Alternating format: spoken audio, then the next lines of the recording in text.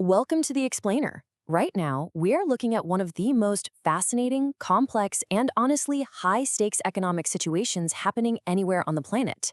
As the world rapidly shifts toward green energy, there's this absolute gold rush happening. Well, actually, scratch that, it's more of a copper rush for critical minerals. And sitting squarely at the center of this massive geopolitical scramble is Pakistan's largest province, Balochistan. But here's the thing. Sitting on a mountain of gold doesn't always mean your pockets are full. In fact, it often means the exact opposite. Today, we're unpacking the stark paradox of Balochistan's immense wealth and the incredibly tangled web of politics, foreign investment, and security that surrounds it. All right, let's just dive right in. We'll start by mapping out this great wealth paradox, then trace the historical friction between the federal government and the province. After that, we're going to look at some of the massive foreign megamine deals on the table today, unpack the very real security and human rights risks on the ground, and finally ask, is there actually a sustainable path forward here? So, part one, the great wealth paradox. Basically, bountiful earth but left behind. You know, to really wrap your head around the global energy transition, you absolutely have to look at the everyday realities of the people living right on top of these raw materials. Balochistan is huge. It makes up 44% of Pakistan's total landmass and boasts over 40 distinct minerals. We're talking massive deposits of copper and gold, stuff that is literally vital for electric vehicles and solar panels. It is a profoundly bountiful earth. Yet, despite all this immense wealth beneath the soil, the province suffers from extreme hardship above it. It ranks dead last in the country on the Human Development Index, with rural poverty sitting at a staggering 70%. It's a classic textbook example of what economists call the resource curse. And you can see this dynamic completely stall out the local economy when you look at the gross regional productivity growth between 2000 and 2011. During that decade, Balochistan lagged way behind all the other provinces, Punjab, Sindh, and Khyber Pakhtunkhwa. While the rest of the country was experiencing varying degrees of an economic boom, Balochistan's economic engine just kind of flatlined. Its share of the national GDP steadily dropped over the decades, which is just completely at odds with its natural resource wealth.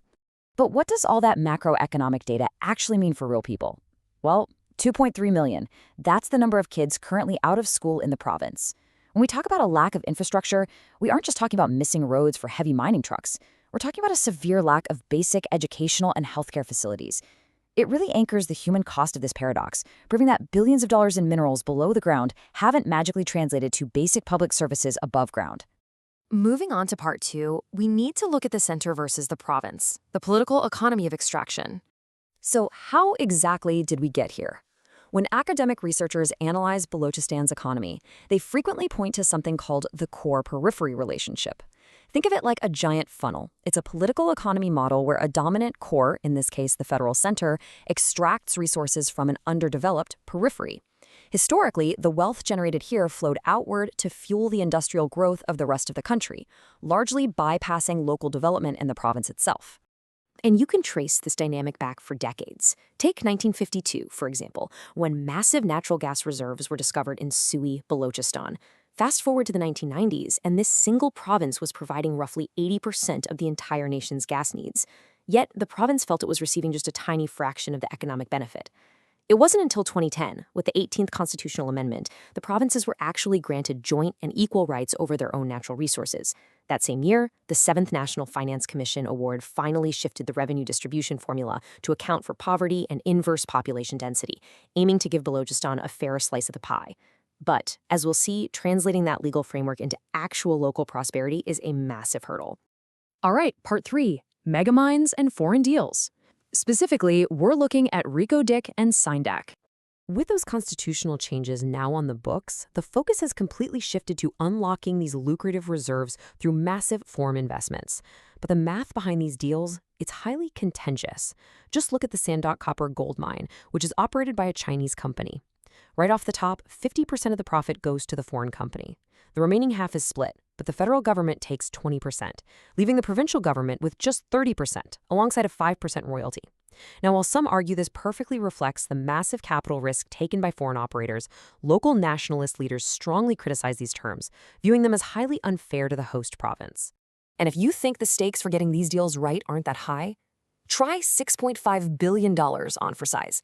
That is the colossal penalty a World Bank tribunal slapped on Pakistan after a previous iteration of the Reko Diq mining lease was cancelled. It's an astronomical sum. Pakistan only narrowly avoided paying this crippling fine through a really complex, out-of-court Supreme Court settlement that ultimately allowed the project to be reconstituted with brand new terms. Looking at the two biggest players side by side really puts this massive industry into perspective. On one hand, you have the newly rebooted Reko Diq project, partnered with Canadian giant Barrick Gold and the government, which is scheduled to start full production in 2028. On the other side is the ongoing Sandoq project with Chinese partners. To give you an idea of this scale, Sandoq recently paid out 2.5 billion rupees in royalties to the Balochistan government and has generated over 23 billion rupees in corporate social responsibility, or CSR, since 2010. These megamines represent billions in potential revenue, for sure, but they also bring intense corporate and geopolitical complexities to a highly fragile region. Which brings us to part 4. Rights, risks, and security, the actual ground reality. Because extracting billions of dollars in copper from a remote desert, yeah, it's an incredibly complex logistical and human rights challenge. International civil society organizations have raised severe warnings about these projects, even urging international financiers to pause funding for Reko Diq. They argue the projects fail to recognize the free, prior, and informed consent of the indigenous Baloch population. Plus, they're highlighting massive environmental risks. We're talking about huge water requirements in an already water-scarce region, heavy carbon emissions from planned heavy fuel oil power plants, and the severe disruption of traditional pastoral livelihoods as land gets bought up. And compounding all of those social and environmental worries is a very, very real physical security threat. According to a recent analysis by the global risk consultancy Control Risks, armed separatist and militant groups, including the BLA and TTP, maintain an elevated presence in the province, but more importantly, the analysis points out they show a heightened intent to actively disrupt these mining activities, viewing the foreign investment as inherently exploitative. So this creates a deeply multi-layered and highly volatile threat landscape for anyone operating there. Risk analysts break it down into 3 distinct tiers. First, militants have heightened capabilities and an intimate understanding of the vast, harsh terrain, which leaves remote infrastructure pretty vulnerable. Second, businesses face constant indirect disruption. Local community distrust frequently boils over into prolonged sit-ins and protests that completely block vital supply chain highways. Finally, while the actual mining sites themselves are heavily fortified with multi-layer protection protocols by the foreign investors, which makes direct attacks on the camps pretty unlikely, the broader operational environment around them remains incredibly tense. Finally, part 5, a path forward. Can this actually be sustainable for future generations? With global mineral demands, federal economic needs, and deep local grievances all colliding at once, what does a win-win actually look like? Well, when the Supreme Court of Pakistan cleared that new Reko Diq settlement we talked about, one of the judges made a really pragmatic, forward-looking recommendation. He suggested that the federal and provincial governments should establish a sovereign wealth fund. The idea is, instead of these massive mining proceeds just getting swallowed up in general government budgets, a fixed portion should be parked and invested strictly for future generations. Specifically, this fund would target the desperate need for healthcare and formal technical education, ensuring that the wealth extracted from the ground directly uplifts the people living above it. Which leaves us with one massive, lingering question to ponder.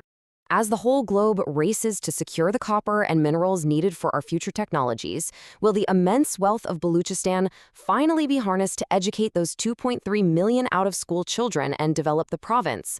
Or will the age-old cycle of the core extracting from the periphery just continue, repeating history all over again? It's a critical, high-stakes situation with massive global implications, and definitely one we all need to be watching closely. Thank you so much for joining me for this explainer, and I will catch you in the next one.